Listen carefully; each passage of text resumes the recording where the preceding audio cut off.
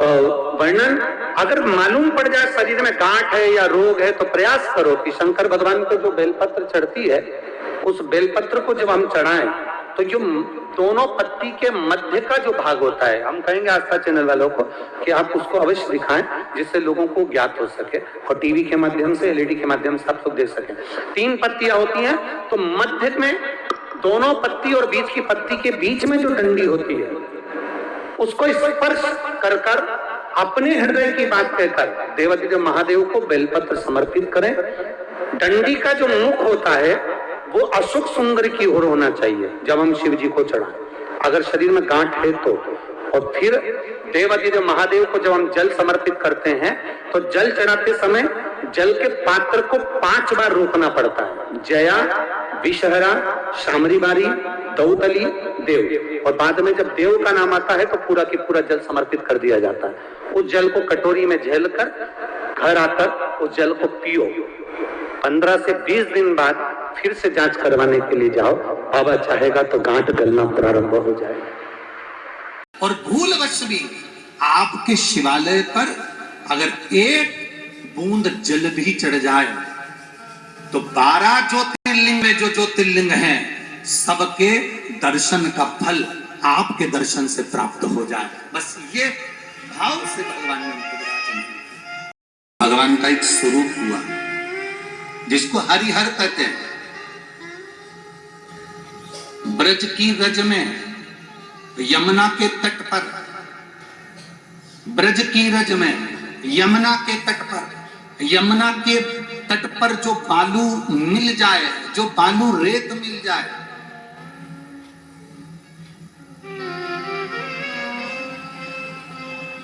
बालू की रेत पर भी अगर हम स्नान करते समय थोड़ा सा जल लेकर बालू की 2 ढेरी बनाकर उस पर जल यमुना का समर्पित कर दें तो हरि और हर का मिलन का सुख इसी यमुना के घाट पर हमें प्राप्त हो जाता है। शंकर भगवान का जो शिवलिंग है उस शिवलिंग पर जब हम जल समर्पित करते हैं तो वो जो भगवान का विल पावर है, भगवान के अंदर की जो ऊर्जा है, शिवलिंग में जो तत्व छुपा होता है वो तत्व हमको खींचता है तो हमारे अंदर के पाप, दुख, तकलीफ सब चले जाते, सब।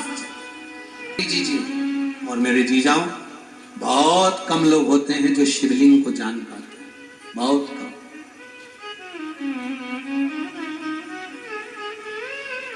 कई लोग शिवलिंग की हंसी उड़ाएंगे, बड़े से बड़े विद्वान भी नहीं जान पाते कि शंकर के शिवलिंग में है क्या, शंकर का शिवलिंग है क्या।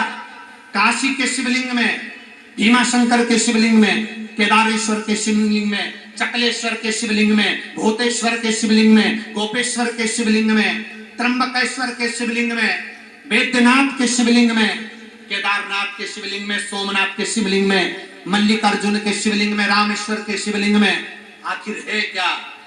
जिसने एक बार जान लिया कि त्र्यंबक मंत्र की महत्वता क्या है, जिसने एक बार जान लिया कि शंकर के मूल मंत्र का व्याख्यान क्या है, जिसने जान लिया कि शंकर के भीमा शंकर लिंग का वर्णन क्या है, त्र्यंबकेश्वर लिंग का वर्णन क्या है, चकलेश्वर शिवलिंग का वर्णन क्या है। कितने शिवलिंग है चकलेश्वर में? अरे बोलो तो जम के, कितने? 5।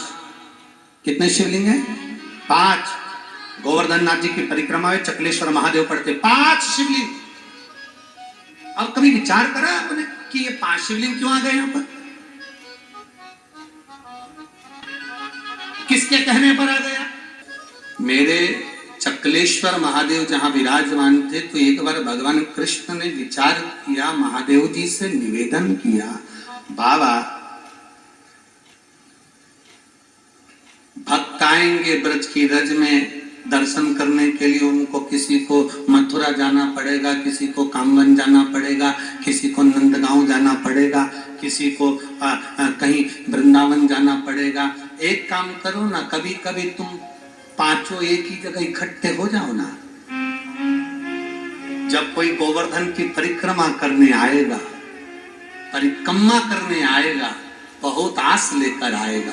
गिरिराज बाबा की परिक्रमा में जब वो आस लेकर आएगा, भूलवश भी कोई जीव, जलचर, थलचर, वायुचर, कोई जानवर, कोई मनुष्य, कोई गंधर्व, कोई देव, भूलवश भी गिरिराज जी की अगर परिक्रमा भूल से भी लगा लेगा तो कम से कम आप पांचों के दर्शन का फल एक ही जगह मिल जाएगा। आप आओ ना पांचों कि कार्तिक महीने में हम कैसे माता लक्ष्मी को अपने घर के अंदर प्रवेश करा सकते, उसका वर्णन धूलिया की कथा में 5 दिन रहेगा। धारी मंदिर है, प्रयास करेंगे कि शंकर का जो शिवलिंग छोटे से छोटा रहता है और बड़े से बड़ा सा रहता है, उसका स्वरूप क्या होता है, घर में शिवलिंग की आकृति कैसी होना चाहिए। हम शंकर का पार्थिव शिवलिंग बनाए तो उसकी आकृति कितनी है, अपने घर के पास में मंदिर में शंकर का शिवलिंग कितना बड़ा होना चाहिए, वो हम जलगांव महाराष्ट्र की कथा में 5 दिसंबर वाली कथा में उसका वर्णन करेंगे।